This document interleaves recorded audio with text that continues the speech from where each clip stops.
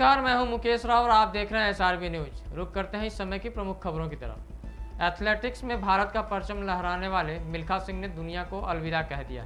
भारत के महान फर्राटा धावक मिल्खा सिंह 1 महीने तक कोरोना संक्रमण से जूझने के बाद शुक्रवार को निधन हो गया। पद्मश्री मिल्खा सिंह 91 साल के थे। उनके परिवार में उनके बेटे गोल्फर जीव मिल्खा सिंह और 3 बेटियां हैं। उनके ही नाम के पीछे एक लंबी कहानी है। दरअसल 1960 में मिल्खा को पाकिस्तान की इंटरनेशनल एथलीट प्रतियोगिता में भाग लेने का न्योता मिला था। प्रतियोगिता के दौरान लगभग 60,000 पाकिस्तानी फैंस अब्दुल खालिक का जोश बढ़ा रहे थे, लेकिन मिल्खा की रफ्तार के सामने खालिक टिक नहीं पाए थे। मिल्खा की इस जीत के बाद पाकिस्तान के तत्कालीन राष्ट्रपति फील्ड मार्शल अबू खान ने उन्हें फ्लाइंग सिख का नाम दिया और इसके बाद से वह फ्लाइंग सिख के नाम से पूरी दुनिया में छा गए थे। जम्मू कश्मीर की सियासत एक बार फिर करवट ले सकती है। जानकारी के मुताबिक प्रधानमंत्री नरेंद्र मोदी ने 24 जून को जम्मू कश्मीर की सभी राजनीतिक पार्टियों की एक मीटिंग बुलाई है। इस मीटिंग में गृह मंत्री अमित शाह समेत केंद्र के कई नेता भी शामिल हो सकते हैं। इस मीटिंग में जम्मू कश्मीर में विधानसभा चुनाव कराने को लेकर भी चर्चा होने की संभावना है। अगस्त 2019 में जम्मू कश्मीर में आर्टिकल 370 हटने और 2 केंद्र शासित प्रदेशों में बंटने के करीब 2 साल बाद जम्मू कश्मीर में राजनीतिक गतिरोध को खत्म करने के लिए केंद्र की ओर से पहली बड़ी पहल मानी जा रही है। इस मीटिंग में जम्मू और कश्मीर दोनों ही क्षेत्रों के नेताओं को बुलाया गया है। देश में कोरोना की लहर सुस्त पड़ गई है। वहीं ताज़ा आंकड़े इस बात की तस्दीक करते हैं कि स्वास्थ्य मंत्रालय के आंकड़ों के मुताबिक कोरोना एक्टिव मामलों की संख्या घटकर 7,60,019 हो गई है। पिछले 74 दिनों में यह अब तक का सबसे कम आंकड़ा है। वहीं बीते 24 घंटे में कोरोना के 60,753 नए मामले सामने आए। अच्छी बात यह है कि कोरोना से ठीक होने वालों की संख्या एक बार फिर से बढ़ी है। पिछले 24 घंटे में 97,743 कोरोना मरीज रिकवर हुए हैं। इसके साथ ही कोरोना से ठीक होने वाले मरीजों की कुल संख्या बढ़कर 97,747 हो गई है। वहीं अगर प्रतिशत के हिसाब से देखें तो देश में रिकवरी रेट बढ़कर 96.16% पहुँच गया है, जबकि साप्ताहिक पॉजिटिव रेट 5% से भी कम हो गया है। झारखंड के दुमका में सांसद सुनील सोरेन और भाजपा के कार्यकर्ताओं ने किसानों के समर्थन में विरोध प्रदर्शन किया। इस दौरान भाजपा सांसद ने कहा कि कोरोना संक्रमण से किसानों की कमर पूरी तरह से टूट चुकी है और इस संकट की घड़ी में किसान अपने धान का पैसा मिलने की उम्मीद लगाए बैठे थे, लेकिन सरकार द्वारा इन किसानों की अनदेखी की जा रही है। इस वजह से कई किसान भुखमरी के कगार पर पहुंच गए हैं।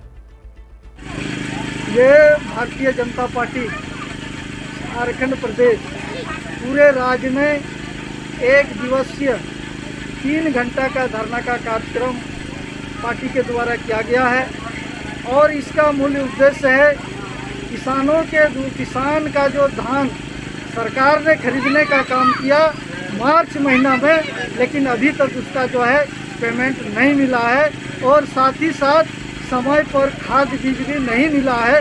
उसी को लेकर के पूरा भारतीय जनता पार्टी आज धरना प्रदर्शन कर रही है और आज सब धरना प्रदर्शन ब्लॉक हेडक्वार्टर में होता था, लेकिन आज हम लोग खेत और बिहार में जो है धरना का कार्यक्रम कर रहे हैं कि किसानों को न्याय मिले, किसानों को अपना हक मिले, किसानों को अपना उपज का उचित दाम मिले और समय पर मिले। तो निश्चित रूप से हम कहना चाहते हैं कि इस आप लोगों के माध्यम से सरकार जगे और किसानों को न्याय मिले और उसको जो धान खरीदा गया है उसको समय पर पेमेंट करे, क्योंकि आज 4-5 महीना हो गया और औने पौने दाम में किसान जो है खरीदने को मजबूर हो गया, एक बेचने को मजबूर हो गया धान। लेकिन अगर मैंने सरकार खेती का समय आ गया और लैंप्स में बेचे गए किसान का धान का मूल्य वापस नहीं हो रहा है, तो इस बाबत में भारतीय जनता पार्टी क्या अगला कदम उठाएगी? निश्चित रूप से आज हम लोग धरना प्रदर्शन कर रहे हैं, खेत बाजार में धरना प्रदर्शन करेंगे। इसके बाद हम लोग रोड पर उतरेंगे, तो पर भी किसानों का हम लोग हक दिलाएंगे। आपका परिचय? भाई सुनील सोरेन, सांसद दुमका। उत्तर प्रदेश के आजमगढ़ में फर्जी शिक्षकों का मामला थमने का नाम नहीं ले रहा है। वहीं जनपद में एसटीएफ की कार्रवाई में 3 एसआईटी की इंक्वायरी में 10 और जिला स्तरीय सतर्कता समिति की जांच में कुल मिलाकर 50 शिक्षक फर्जी पाए गए, जहां इनकी सेवा समाप्ति के साथ ही आगे की कार्रवाई शुरू कर दी गई। दरअसल शासन के निर्देश पर एसटीएफ वर्ष 2018 से ही फर्जी शिक्षकों की जांच कर रही है। इस दौरान बेसिक शिक्षा अधिकारी अम्बरीश कुमार ने बताया कि किसी भी फर्जी शिक्षक को बख्शा नहीं जाएगा और अभिलेखों के सत्यापन में फर्जी मिले शिक्षकों की सेवा समाप्ति और उनके खिलाफ एफआईआर दर्ज करने की कार्रवाई शुरू कर दी गई। जनपद आजमगढ़ में जो फर्जी शिक्षक हैं वो एसटीएफ के द्वारा 3 और एसआईटी के द्वारा 10 और कुल जिला स्तर से जो एक सतर्कता समिति बनी है, कुल मिला के 50 शिक्षक फर्जी पाए गए, जिनके सेवा समाप्त करते हुए संबंधित थानों में एफआईआर दर्ज कराई गई। और ये केवल जनपद आजमगढ़ में नहीं, जहाँ सभी उत्तर प्रदेश के सभी जनपदों में जहाँ फर्जीवाड़ा है, चाहे वो डबल पैन नंबर का मामला हो, चाहे फर्जी सर्टिफिकेट का मामला हो, उन सब में जांच के दौरान जो भी फर्जी पाया जा रहा है, सब पे सेवा समाप्त के साथ साथ एफआईआर दर्ज भी हो रही है। कोई भी जो फर्जी टीचर है वो बख्शा नहीं है। किस आधार पर कार्रवाई हो रही, कैसे उनको चिन्हित किया जा रहा है? सत्यापन कराया जाता है, संबंधित बोर्ड यूनिवर्सिटी से ऑनलाइन किया जाता है, उसी में फर्जी सर्टिफिकेट प्राप्त होने पर फर्जीवाड़ा संज्ञान में आ जाता है, उनकी सेवा समाप्त की जाती है। जैसे टेट का फर्जी सर्टिफिकेट लगाया, ऑनलाइन चेक किया। बिहार के समस्तीपुर में मोहम्मदीपुर स्थित ग्रामीण बैंक शाखा के ब्रांच मैनेजर पर एक लड़की ने शादी का झांसा देकर कई वर्षों तक यौन शोषण करने का आरोप लगाया है। पुलिस ने लड़की की तहरीर पर मुकदमा दर्ज कर बैंक मैनेजर को गिरफ्तार कर लिया। इस घटना का आरोपी संदीप आनंद मुजफ्फरपुर निवासी बताया जा रहा है। मिली जानकारी के अनुसार बैंक मैनेजर ने बैंक खाता खुलवाने आई लड़की को अपने प्रेम जाल में फंसाकर कई वर्षों तक शोषण करता रहा था। साथ देकर उस लड़की के साथ एक पीड़िता के साथ किया गया था, जिसमें पूछताछ के दौरान एक बैंक कर्मी को लाया गया है। आगे की जानकारी आप लोग को बाद में दी जाएगी जब इसकी तहकीकात पूरी तरह से की जाएगी। तो बैंक कर्मी कौन से पोस्ट पे है? बैंक मैनेजर के पोस्ट पे हैं अभी। किस प्रखंड में? मोहिद्दीन नगर में है। कौन सा ब्रांच है? ग्रामीण बैंक के हैं। Thank you. साथ देकर उस बिहार के समस्तीपुर में एक मंदिर के पुजारी की हत्या का मामला सामने आया है, जहां हनुमान मंदिर में ही रहने वाले एक पुजारी की हत्या कर दी गई। वहीं सुबह सुबह जब स्थानीय लोग पूजा करने मंदिर पहुंचे तो मंदिर के बरामदे में पुजारी सुरेंद्र कुमार राय का शव मिलने से पूरे इलाके में हड़कंप मच गया।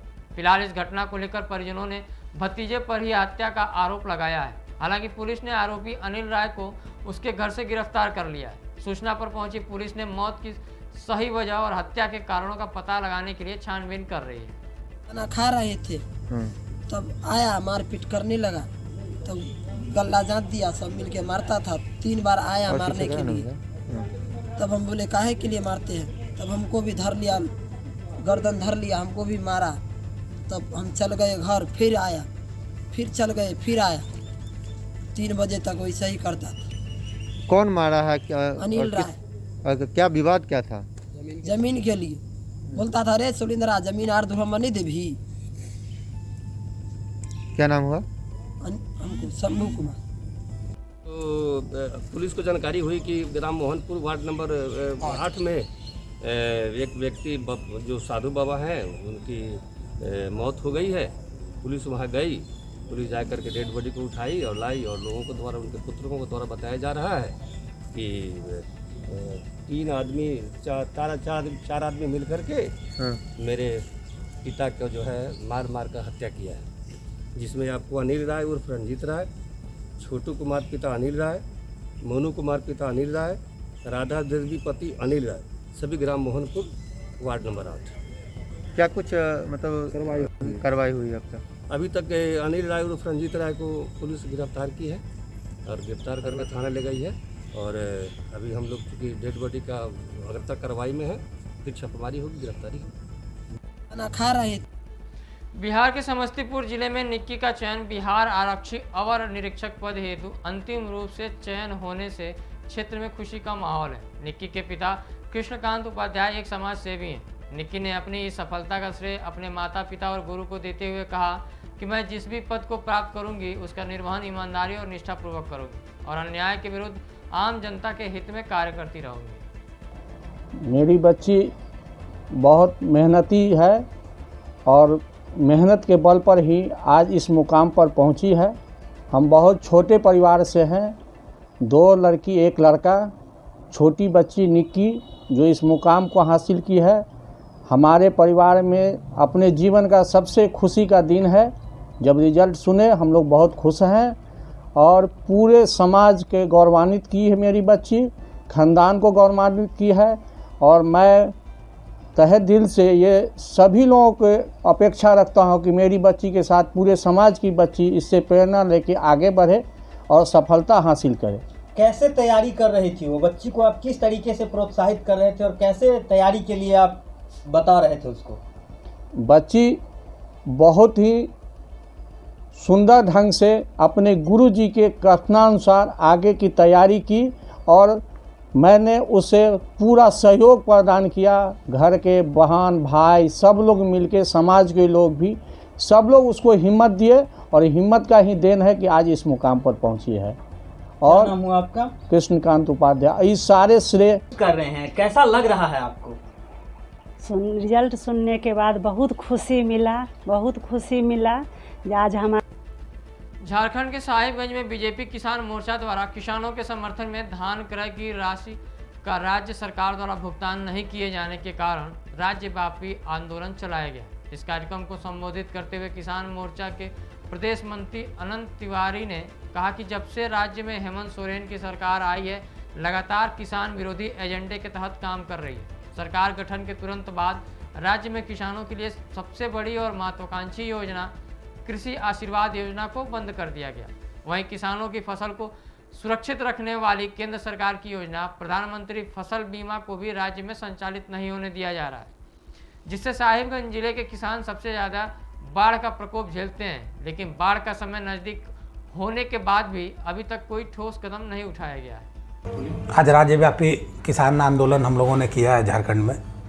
किसान हित में किसानों की क्या समस्याएं हैं, किसान कैसे जूझ रहे हैं, उसके प्रति सरकार को हम लोगों ने आकर्षित कराया है और उनको चेतावनी दिया है कि किसानों का जो धान आपने खरीदा है उस धान का भुगतान जो अविलंब कर दे। आपने जब तक आप सरकार में आए, जेएमएम की जब सरकार आई, लोक लुभावने बात हुए और किसानों को एक सब्जबाग दिखाया गया, किसान ऋण माफ़ होगा, ये होगा वो होगा। आज कुछ नहीं हुआ, बशर्ते और ये हुआ कि जो योजनाएं किसानों के हित में चल रही थी उसको सरकार ने बंद कर दिया। हम लोग क्षोभ जताते हैं और किसान, पूरे किसान के तरफ से, पूरे किसान के प्रतिनिधित्व की तरफ से सरकार को ये बात बताने का काम कर रहे हैं कि आप संभल जाओ, नहीं तो रोड से लेकर के सदन तक हम आंदोलन करेंगे और सरकार को। आज राज्यव्यापी किसान आंदोलन। उत्तर प्रदेश के आजमगढ़ में इंडियन मेडिकल एसोसिएशन ने कई प्रांतों में डॉक्टरों पर हो रहे हमले के विरोध में आक्रोश जताया है। इस दौरान इंडियन मेडिकल एसोसिएशन के अध्यक्ष डॉक्टर डीपी राय अपनी टीम के साथ जिलाधिकारी कार्यालय पहुंचे और उन्होंने पीएम और गृह मंत्री के नाम संबोधित ज्ञापन एसडीएम प्रशासन नरेंद्र सिंह को सौंपा। इस अवसर पर आईएएम अध्यक्ष ने कहा कि कोरोना काल में डॉक्टरों ने देशवासियों को बचाने के लिए अपनी जान जोखिम में डाल दी थी, लेकिन उसके बावजूद भी असम, बिहार, पश्चिम बंगाल, उत्तर प्रदेश, कर्नाटक और दिल्ली में लगातार चिकित्सकों पर हमले किए जा रहे हैं। ये जो मीटिंग है ये हमारे ऑल इंडिया आईएमए की कार्यकारिणी है, उसके निर्णय के अनुसार आज पूरे देश में कुछ अपनी मांगों को लेकर के विरोध दिवस या प्रोटेस्ट डे के रूप में हम लोग मना रहे हैं। इस दिन हम लोगों ने अपनी क्लिनिक जो की है वो काली पट्टी मान के या काला मास्क लगा के या काली टी शर्ट पहन के जो एक ब्लैक डे के रूप में इसको मनाया है। हमारी जो मांगे हैं या जो भी है इस कोरोना काल में, जैसा कि आप सब प्रेस बंधुओं, मीडिया को सबको मालूम है कि इस कोरोना काल में डॉक्टरों ने और उनके स्टाफ, मतलब डॉक्टर्स एंड पैरामेडिकल स्टाफ, इन लोगों ने जितनी मेहनत की है या किसी से छुपा दी। इस जो सेकेंड वेव आई है कोरोना की, इसमें हमारे 724 पैरामेडिकल छोड़ के 724 आईएमए के डॉक्टर मरे हैं। अभी भी इस समय कुछ लोग संक्रमित हैं और उत्तर प्रदेश के बदायूं जिले में चोरों के हौसले बुलंद दिखाई दे रहे हैं। दरअसल वजीरगंज क्षेत्र में स्थित अस्पताल कैंपस के आवास में चोरों ने बड़ी वारदात को अंजाम दिया। इस घटना में चोरों ने दिन दहाड़े कई लाख के जेवर और नकदी सामान चोरी कर फरार होने की घटना सामने आई है। वहीं सूचना पर पहुंची पुलिस ने पीड़ित परिवार की तहरीर पर पूरे मामले की जांच शुरू कर दी। दरअसल मामला फार्मासिस्ट के पद पर तैनात ब्रजेश सिंह के सरकारी आवास का बताया जा रहा है। नाम भैया? मेरा नाम ब्रजेश कुमार सिंह। आपके यहाँ जो घटना घटी है क्या है पूरा मामला? मैं सामुदायिक स्वास्थ्य केंद्र सैदपुर पर फार्मासिस्ट के पद पर कार्यरत हूँ। मैं सुबह 8 बजे ड्यूटी गया घर पे ताला डालकर, और जब मैं ड्यूटी से 1:30 बजे वापस आया तो मुझे घर खुला हुआ मिला। सामान सब बिखरा हुआ पड़ा हुआ था, बक्से का ताला टूटा हुआ था, उसमें से हमारे सोने के जेवर, चांदी है, बॉन्ड रखे हुए थे डाक खाने वाले, वो सारे गायब मिले। कैश गायब मिला। पुलिस पहुंची? तुरंत हमने फिर सूचना पुलिस को दी, पुलिस आई, उसके बाद अभी उन्होंने कानूनी कार्रवाई स्टार्ट कर दी। अरे सर, आपकी मिसेज कहाँ थी इस समय? हमारी मिसेज मायके गई हुई थी लगभग 1 सप्ताह पहले। ठीक है। नाम भैया? मेरा नाम ब्रजेश कुमार सिंह। आपके यहाँ जो घटना घटी है क्या है पूरा मामला? मैं सामुदायिक स्वास्थ्य केंद्र सैदपुर पर फार्मासिस्ट के पद पर कार्यरत हूँ। मैं सुबह 8 बजे ड्यूटी। तो फिलहाल इस बुलेटिन में अभी तक के लिए इतना ही। मुझे दीजिए इजाजत। नमस्कार।